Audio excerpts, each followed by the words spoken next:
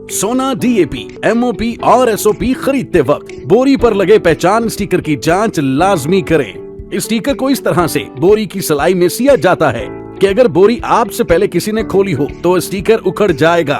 Sticker को उतार कर बोरी नहीं खोली जा सकती क्योंकि स्टिकर पर मौजूद सोना के निशान पर खास कट्स मौजूद हैं जो स्टिकर को उतारने की कोशिश में स्टिकर फट जाता है। पहचान स्टिकर पर सोना का रंग सामने और तिरछा देखने से तब्दील होता है। पहचान स्टिकर पर लगे कोड को 9934 पर एसएमएस करें और असल खाद की पहचान के लिए कोड का दुरुस्त इंदराज होना लाजिम है। तस्दीक न होने की सूरत में एफएफसी के मुतल्लिका डीलर से राब्ता करें। पहचान स्टिकर पर क्यूआर कोड भी दिया गया है जिसे आप फार्मर्स दोस्त ऐप के जरिए स्कैन करके असल खाद की पहचान कर सकते हैं। पहचान स्टिकर के दरमियान में नीले रंग में मुनफरिद लाइंस की वजह से स्टिकर को फोटोकॉपी नहीं किया जा सकता। असल खाद का कमाल, फसल जानदार, किसान खुशहाल।